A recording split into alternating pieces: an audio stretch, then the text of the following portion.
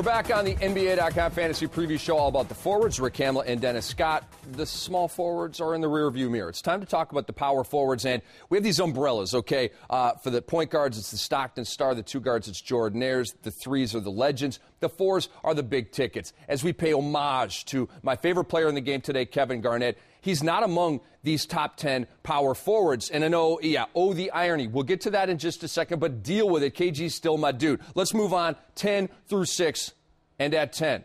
And then there was controversy. Kamla likes Zach Randolph at 10. D. Scott, not so much. Come on, Zach. Now, I know you have the talent. I know you're a great guy, but can you give it to me for 82 games, not 22 games? If I'm not mistaken, he only played 50 games last year. So when he wants to play, he's a 20-10 guy all day long, but he doesn't give it to me enough, Rick. So I got to disagree with this one at 10. I'm a huge fan of Zebo. Everybody out there in TV land knows that. Last year, 2010. Year before, 17-6 and 10.3. Year before that, 23 and 10. He's in Memphis. I just know this. Zach Randolph rolls out of bed in the morning of game day, and you look at the box score, and it says 2010. And that's just there. Okay? It's there. It's just there. And then it's like if he wants to put in a little extra effort and go 25 and 15, then you get 25 and 15. And then you look at the end of the box scores and end of the season, he's only played 45 games for you, so now you're looking bad for your fantasy. All right. Well, we'll have to agree to disagree on Zach. Zach, stay healthy, baby. I want to win this argument. All right, number 9 is Troy Murphy. And I literally, it feels like I'm hating on him a little bit, putting him at 9, based on the fact that last year he was the 8th best forward, small and power. But I got him at 8. I want to see it again. I want him to stay healthy again, but dig this. Double-double with 2.2 threes per game. He's a very unique player that way. Very unique, very valuable. I call him the big lumberjack because he rebounds, he guards the strongest power forward on the opposing team, and knocking down the three stretches out the defense so good for the Indiana Pacers. So he's a big pickup in fantasy this year. And it's a wonderful system for him. Jim O'Brien loves. You would love playing for Jim O'Brien. Oh, yeah. Just get up those threes. Play a little defense and let it fly. There it is. There it is. So Troy Murphy's going to have another big year as long as he can stay healthy, and right now he's healthy. Number 8, Elton Brand.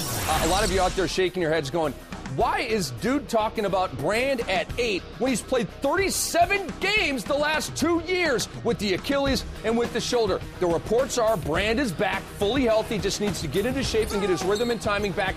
I don't know if he's quite going to be 2010.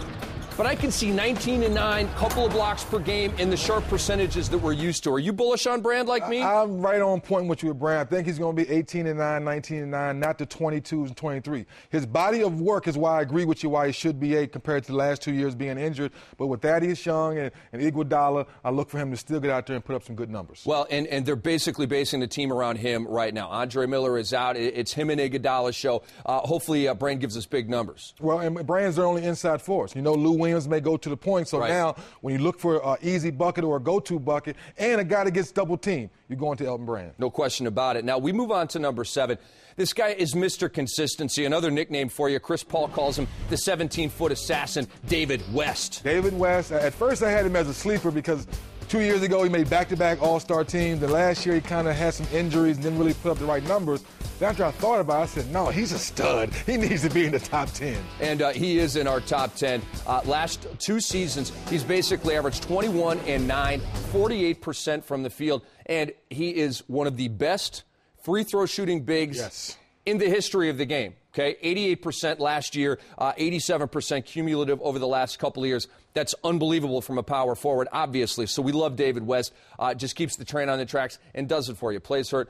Really no downside to the guy. And we move to number 6 right now. We talked about Troy Murphy being a double-double guy with the 2 threes per game. Well, number 6, Antawn Jamison, is 2010 with 2 threes per game. That's why he's so high on this list. Uncle Antoine's what I call him. Young man with the old soul. It looks like he's been playing the NBA game for 30 or 40 years. He scores in between, knocks down a big 3 late in the game, rebounds for you, and knows how to pass out of the double team. Doesn't get a lot of credit for that. So Antawn Jamison, if you haven't grabbed him up yet, something's wrong with you. And dig this. He played 81 games last year on a putrid Washington team. Yes. It's in vogue now to cut the season short in a year where you're going nowhere. I'm just going to take the last 20 games off. I'm going to, I got an ankle injury or something like that. Well, he had an ankle injury. He had off-season surgery on that ankle, and the dude still played 81. I love Iron Men like that. Love Iron Men like that, and also love love the professionalism that he showed for all the young guys and all the guys around the NBA, that when your team's not doing well, you still can stick together and finish out the year. So that was a big message to all the young guys around the league. And as we talked about with Caron Butler with the small forwards, I think Gilbert Arenas coming back is going to help these guys. Yes. They may be down a point or two per game, Butler and Jamison, but their numbers are still going to be nice. Don't worry about Gilbert coming back and buzz-killing Butler and Jamison. Take them where you normally would. They're going to give you mega value this year. We are coming back with the top 5 power forwards in fantasy basketball. Kamla and Scott, we're just doing it. We're getting ready for the season, and we're happy about that. And when we come back, it's the power forwards, 1 through 5. You like that? Power. Strength. Rebounds. Give it to me.